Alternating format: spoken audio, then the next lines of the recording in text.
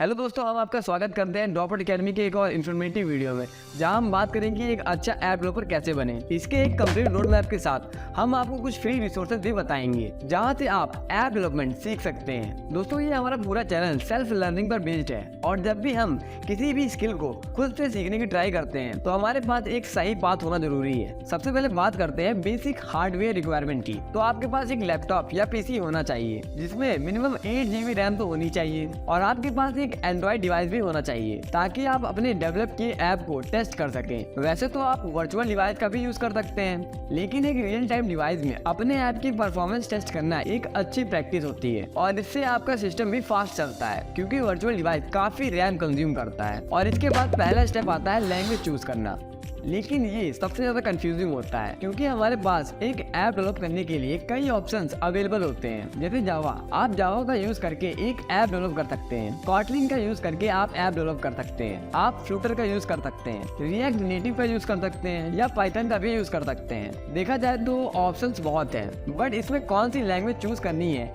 ये इस पे डिपेंड करता है कि आप ऐप डेवलपमेंट सीखना क्यों चाहते हैं। लेकिन उससे पहले आपको ये बात पता होनी चाहिए कि ऐप जो होते हैं वो दो टाइप के होते हैं, नेटिव और हाइब्रिड। नेटिव ऐप्स वो होते हैं जो सिर्फ किसी एक पर्टिकुलर ओएस पर चलते हैं। जैसे अगर आप जावा या कॉटलिन का यूज करके ऐप डेवलप करते हैं तो वो केवल एंड्रॉइड पर चलेगा। अगर आप चाहते हैं कि आपका ऐप iOS पर भी चले तो आपको उसकी कोडिंग स्विफ्ट लैंग्वेज से करनी पड़ेगी। लेकिन यही दूसरी तरफ हाइब्रिड ऐप आता है जो एंड्रॉइड और iOS दोनों में चलते हैं। अगर आप फ्लूटर, रिएक्ट नेटिव का यूज करके कोई ऐप डेवलप करते हो तो वो ऐप एंड्रॉइड और iOS दोनों पर चल सकता है। अगर आप कॉलेज में हैं और प्लेसमेंट के लिए या अपने पोर्टफोलियो को स्ट्रॉन्ग करने के लिए ऐप डेवलपमेंट सीखना चाहते हैं तो आप जावा या कॉटलिन का यूज कर सकते हैं। और वैसे भी अगर आप कॉलेज के 3rd या 4th ईयर में हैं तो आप जावा से काफी फेमिलियर होंगे, तो ऐसे में जावा आपके लिए बेस्ट ऑप्शन रहेगा। और एक बार आपको जावा का यूज करके ऐप डेवलप करना आ गया तो आप प्रोजेक्ट बनाना स्टार्ट कर सकते हैं और बाद में कॉटलिन पर भी शिफ्ट कर सकते हैं। करंट टाइम की बात करें तो बहुत सी कंपनियां जो पहले ऐप्स और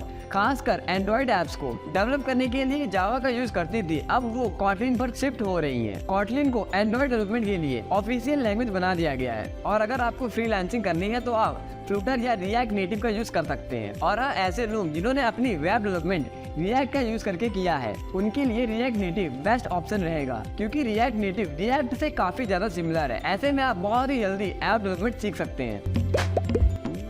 अगर बात करते हैं टूल्स की, तो अगर आप जावा, कॉटलिन या फ्लूटर का यूज करके ऐप डेवलप करते हैं तो आपको एंड्रॉइड स्टूडियो सीखना पड़ेगा। एंड्रॉइड स्टूडियो का यूज करके आप ऐप्स को बिल्ड और टेस्ट करते हैं। और अगर आप रिएक्ट नेटिव का यूज करके ऐप डेवलप करने की सोच रहे हैं तो आप VS कोड एडिटर का यूज कर सकते हैं। अब बात करते हैं अपने रोड मैप के अगले स्टेप की, कौन कौन से टॉपिक कर लेने चाहिए। अब ऐप डेवलपमेंट के अंदर मल्टीपल टॉपिक्स होते हैं, कई नई नई चीजें आती रहती हैं और सभी चीजों को सीखना जरूरी नहीं होता है। आप शुरुआत में बेसिक चीजों को सीख लो ताकि आप ऐप बनाना स्टार्ट कर दो। उसके बाद आपके सामने जो रिक्वायरमेंट आती जाए उसके अकॉर्डिंग आप चीजें सीख भी सकते हो ओवर द टाइम। यहाँ तक कि जो सीनियर डेवलपर होते हैं उनको भी सारी चीजें नहीं आती हैं, वो लोग भी जब उनके पास कोई नई रिक्वायरमेंट आती है तो उसे सीख कर अप्लाई करते हैं। आपके लिए सजेशन है कि आप कोई एक कोर्स पकड़ लो और उसे स्टेप बाय स्टेप पूरा करो। इससे आपके ऐप डेवलपमेंट से जुड़े सारे डाउट्स क्लियर हो जाएंगे और आप बेसिक से इंटरमीडिएट लेवल तक काफी चीजें सीख जाएंगे। नाउ दोस्तों, अब हम आपको फ्री कोर्सेज सजेस्ट करेंगे